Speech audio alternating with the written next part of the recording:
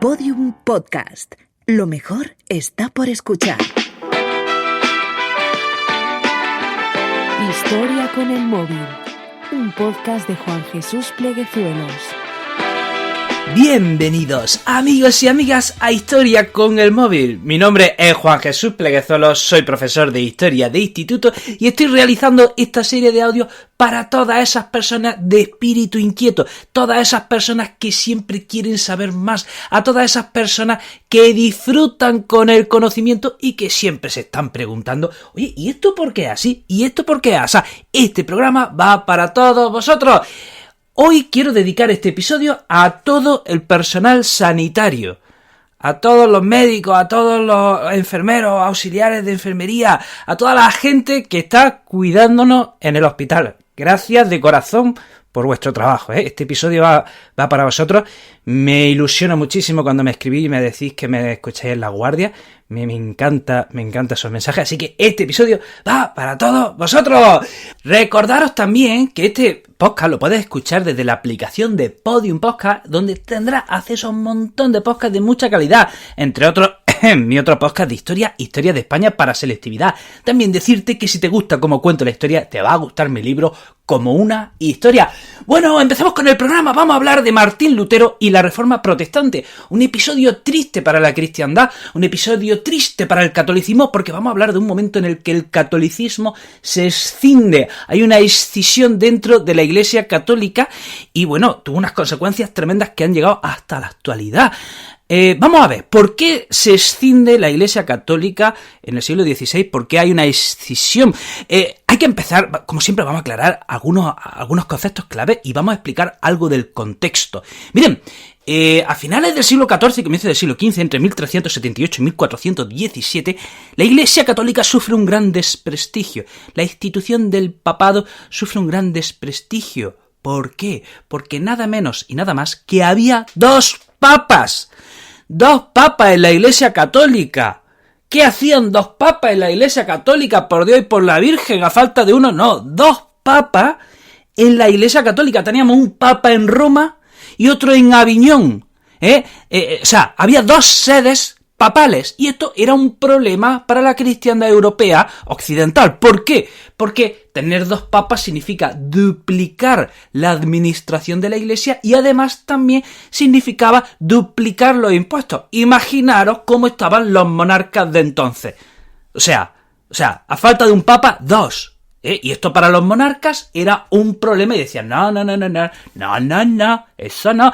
Entonces, los monarcas promueven la creación de un concilio en Constanza, 1414. ¿Y qué es lo que hacen?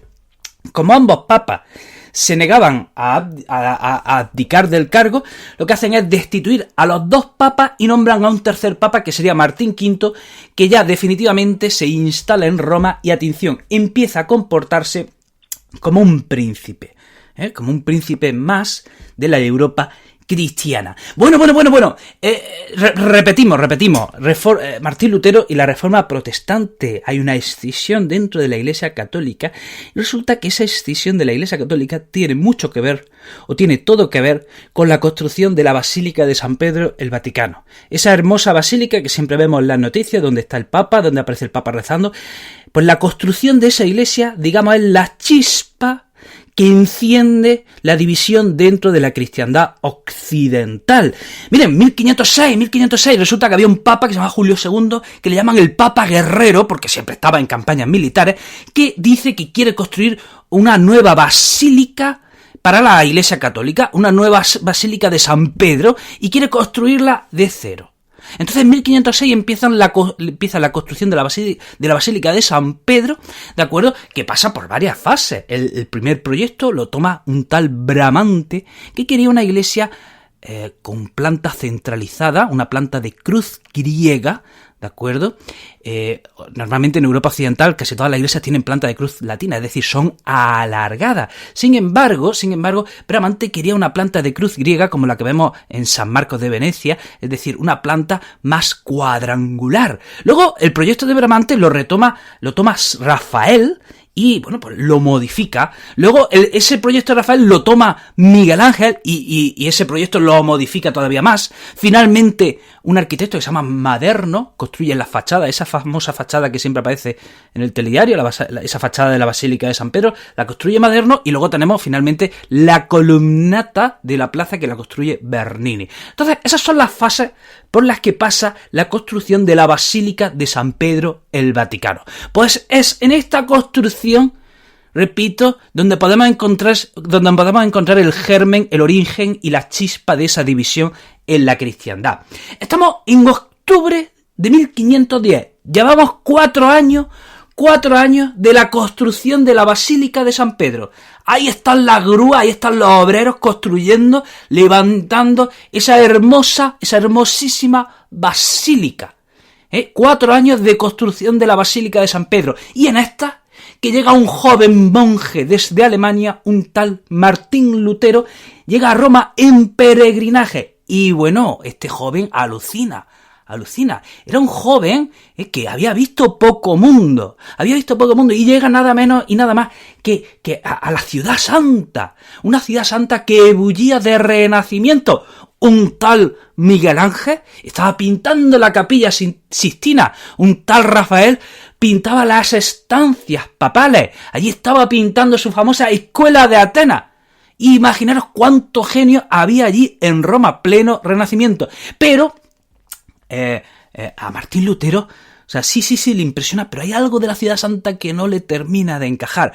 Ve demasiado lujo, demasiada extravagancia. Dice, esto no es lo que viene en el Evangelio. O sea, si aquí está la sede del vicario de Dios en la tierra, la sede donde vive el Papa, esto no es lo que viene en el Evangelio. Y allá, pues paseando, ve esa pedazo de construcción de la Basílica de San Pedro, y él, pues que como hemos dicho, no había visto mucho mundo, diría algo así como, ¿y esto qué es lo que es? ¿No? Y seguramente se impresionó, pero, como hemos dicho, la ciudad santa le decepciona. ¿De acuerdo?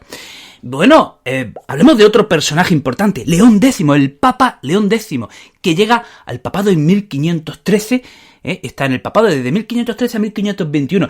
Miren, León X, este Papa, era un hombre del Renacimiento, un hombre instruido, un hombre culto, un hombre que patrocinaba las artes, pero también era un hombre entregado a los excesos, entregado a la vida hedonista, le gustaba la fiesta, le gustaba el gasto, estaba entregado a los placeres carnales, tenía aficiones extravagantes, le gustaba coleccionar animales exóticos, tanto así que el rey de Portugal le regala un elefante blanco que él tendría ahí en su jardín. Esa era la mascota del Papa, un elefante blanco, no un gato o un perrito, no, un elefante blanco. Entonces, ¿qué pasa? Que este Papa León X gastaba tanto que se quedó sin plata. ¿Y qué pasa? Que había que construir la Basílica de San Pedro del Vaticano, que eso valía una pasta. Pues claro, tanto gastas, pues no puedes construir la basílica. Entonces, ¿qué es lo que hace este Papa? Ya está, sin problema. Resulta que había un documento en la Iglesia Católica que se llamaban indulgencias. Y estas indulgencias eran un papel que se vendía. ¿Y qué es lo que obtenía a cambio de comprar una indulgencia? La salvación. Así tal cual. La Iglesia vendía la salvación a cambio, pues, de un dinero. A cambio de un dinero. Tú pagabas ese documento, y ese documento te aseguraba la salvación. Daba igual el pecado que hubieses cometido, daba igual la vida que hubieras llevado. Si comprabas esa indulgencia, ese papel te aseguraba la salvación y el camino al reino de los cielos, ¿no? Como un boleto de pecado, ¿no? Y tú dices, oye, tengo tantos pecados, ¿cuánto valen? Tú, toma, y te daban unos boletos y esto vale. Ahora ya está, ya, pecados perdonados, vas al cielo. Bueno, hasta aquí, ¿ha quedado esto claro? Bien, vamos ahora ya a hablar de nuestro protagonista, vamos a hablar de Martín Lutero. Martín Lutero nace en Eisleben, en la actual Alemania, en 1483. Sus padres se empeñaron en que fuese abogado. Y el caso es que, bueno, Martín Lutero no le hacía mucha gracia esa profesión. Con el tiempo recordaba que no tuvo una buena infancia, no recordaba con cariño su año de niñez. Lo mandaron a estudiar a la Universidad de Erfurt Y bueno, en mitad de los estudios, bueno, pues Martín Lutero le sale rebelde al padre y resulta que Martín Lutero tiene una revelación y decide que quiere seguir la vida religiosa, que quiere seguir la vida santa, que quiere hacerse un hombre de la iglesia y se adentra en el monasterio agustino, abandona los estudios de derecho y se hace un monje agustino. ¿Qué pasa? Que en ese monasterio, o sea, había una observancia estricta, muy estricta. O sea, allí, se practicaba la flagelación, se rezaba durante todo el día, incluido la mitad de la noche. Los hábitos eran incómodos, se animaba a los monjes a dormir sin sábana, se dormía incluso en la nieve. Decía Martín Lutero que esas prácticas le fastidiaron la salud para toda la vida. Se trataba a través de la purificación de la carne, a través del sufrimiento, alcanzar a Dios, ¿no? Bueno, pues es siendo monje agustino cuando le envían a Roma. Aquí es cuando se produce ese peregrinaje a Roma. Y como hemos dicho, Roma le decepciona. O sea, para ser la ciudad santa, le decepciona. No le encaja lo que acaba de ver. No cuadra lo que ha visto con lo que dice el Evangelio. Entonces ya hay cosas que empieza a cuestionarse. Vuelve de Roma y está atormentado. No experimenta la salvación. O sea, está haciendo todo lo que dice el Evangelio. Está haciendo todo lo que le dice, todo lo que tiene que hacer un hombre de la iglesia, pero no experimenta la salvación. De hecho, no deja de confesarse, no para de confesarse. Y uno de sus, lo mandan a otro monasterio en Wittenberg y, el jefe del monasterio le dice, mira, te vas a poner a dar clases, ¿vale? Te vas a poner a dar clases de estudios bíblicos. Y así, mientras das clases, te vas a distraer y vas a dejar de rayarte la cabeza porque, hijo mío, te estás rayando demasiado, así que te vas a poner a dar clases. Y Lutero, pues por fin tiene una tarea que le va a distraer de ese tormento interior. Y entonces empieza a estudiar, la Sagrada Escritura en su idioma original y pues se sigue cuestionando cosas. Y llega a una idea, llega a una conclusión. Dice que al contrario de lo que manda la Iglesia Católica, dice la Iglesia Católica que te salvas por los actos. Y dice Lutero, no te salvas por las acciones, te salvas por la fe. Es la fe lo que hace que te puedas salvar, no tus acciones. Y mientras está dando clase, llega un emisario del Papa que va por las calles diciendo, se vende indulgencia, ¿quieres la vida eterna? Cómprame este papel. ¿Quieres salvar tus pecados? Cómprame este papel. Toma, ¿cuánto me das por la salvación? Pues tanto, toma el papel, ya está salvado. ¡Hala! Y Martín Lutero se da cuenta que la población cae en picado y la población empieza a comprar indulgencia a mansalva. O sea, por pagar un papel se supone que ya te salva. Por pagar por un papel se supone que vas al reino de los cielos. Da igual la vida que hayas llevado, da igual los pecados que hayas cometido. ¡Hala! Compra el papelito, compra la indulgencia y ¡hala! Ya va al reino de los cielos. Y eso a Martín Lutero le enerva y dice Martín Lutero, hasta aquí, pega un puñetazo en la mesa y dice, hasta aquí hemos llegado. Se encierra en su celda, coge su MacBook y se pone a redactar 95 tesis. Se pone a redactar 95 balas que van directas a la iglesia. Son 95 críticas a esa política de la iglesia. Pero ¿cómo puede? O sea, ¿dónde dice el Evangelio que por comprar un papel ya te vas a salvar? Eso es una barbaridad, ¿no? Entonces Martín Lutero lo denuncia, escribe 95 tesis y al día siguiente las clava en la puerta de la iglesia del castillo de Wittenberg. ¿Qué pasa? Que por aquel entonces ya la imprenta es un invento que está en boga. La imprenta se está difundiendo por toda Alemania y gracias a la imprenta, esas 95 tesis empiezan a difundirse por la región. Algo así, como la imprenta vendría a ser como hacerle retweet. La gente empieza a hacer retweet cada vez que imprime esas 95 tesis. ¿Cómo reacciona el papado? Bueno, pues el papado no calibra bien lo que tiene entre manos. El papado no actúa con astucia. No está viendo el Papa León X, que ya hemos dicho que era un pelín fiestero. No calibra el problema que se está gestando. No lo ve. Y en principio dice, esto es un hereje, esto es un borracho. Esto es un borracho. Ya cuando se le pasa la borrachera, ya seguro que se retracta y verá que está diciendo barbaridades. ¡Hala! Y así, pues ya está. Es un hereje, es un borracho hereje. Y así se zanja el problema. De momento, pues evidentemente, así no se podía solucionar este problema. De hecho, se siguen difundiendo las 95 tesis de Martín Lutero y el Papa manda un emisario para hacerle a Lutero que le dice, mira, o te retracta. Y dice Lutero, no me retracto. ¿De acuerdo? Entonces, ¿qué es lo que hace el papado? Dice, bueno, pues el papado lo excomulga. Redacta la excomunión de Martín Lutero. Entre medias estamos ya en 1520. Resulta que en el Imperio Alemán acaba de ser coronado un tal Carlos V, Carlos I de España y V de Alemania. Hay que decir que el Imperio Alemán era un mosaico, una especie de federación de territorio, y en cada territorio reinaba un príncipe, ¿de acuerdo? Y de todos esos príncipes se elegía a un emperador que era, pues, digamos, el jefe. ¿De acuerdo? Era el jefe. Pues resulta que en 1520 se elige como emperador a Carlos I de España, ahora ya también conocido como Carlos V de Alemania. ¿Qué pasa? Que en aquel entonces la función del emperador, una de las funciones del emperador, era defender el catolicismo. El imperio venía a ser un poco como el brazo armado de la Iglesia Católica.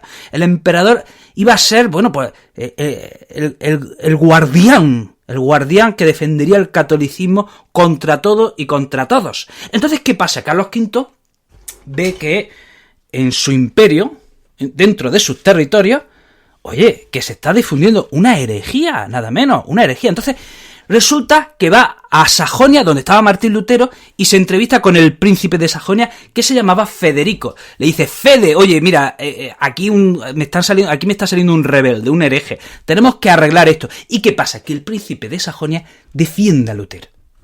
Dice, hombre, Carlos, no es para tanto, esto se puede arreglar, no es mal chico. Y atención, le dice Federico de Sajonia a Carlos V, ¿y si le damos una oportunidad de que se exprese? ¿Y si le dejamos que hable? Entonces resulta que se iba a organizar una reunión de todos los príncipes con el emperador en Worms, en 1520. Estamos hablando de la famosa dieta de Worms. A esas reuniones le llamaban dietas, ¿de acuerdo? Entonces Federico le propone a Carlos V y dice, dejemos que Lutero se exprese en la dieta de Worms y que ahí hable. Y Carlos V accede, de manera que el mismísimo Martín Lutero se iba a encontrar con todos los príncipes de Alemania y con el mismísimo emperador. Y Martín Lutero, pues no se arredra. Martín Lutero dice, esta es mi oportunidad, o sea, no me voy a ver en otra. Entre medias, llega el emisario del Papa con la excomunión de Martín Lutero. Y el emisario del Papa se encuentra que mientras va recorriendo un pueblo y otro, con la bula de excomunión de Martín Lutero, se encuentra que la mayoría está apoyando a Martín Lutero. Que la mayoría del pueblo, que Martín Lutero es muy popular. Entre tanto, bueno, pues Martín Lutero no deja de redactar textos denunciando los excesos de la Iglesia Católica, donde dibuja al Papa como el anticristo tal cual. Así tal cual, o sea, el Papa lo identifica con el mismísimo anticristo, y gracias a la imprenta los textos de Lutero alcanzan una grandísima difusión. O sea, Martín Lutero se viene a convertir en un bestseller de la época. Por fin le llega a sus manos la bula de excomunión. ¿Y qué hace Martín Lutero con la bula de excomunión? La quema.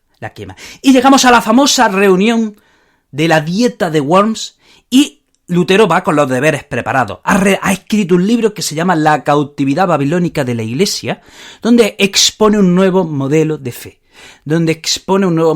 Basado en la Escritura. Y dice, por ejemplo, la idea de que solo la fe te salva, que no son las acciones, es la fe. Y dice también Lutero que si la Iglesia propone 7 sacramentos, no. Según la Sagrada Escritura, dice Lutero que hay 2 sacramentos, uno es el bautismo y otro es la comunión. También acepta la penitencia, aunque según Lutero, la penitencia tampoco es un sacramento. Entonces, Lutero llega a esa dieta con los deberes preparados, con este modelo de fe ya redactado, y en esa dieta Martín Lutero no se retracta. Y hay muchos príncipes de Alemania que, para fastidiar a Carlos V, para rebelarse contra Carlos V, se abrazan al luteranismo.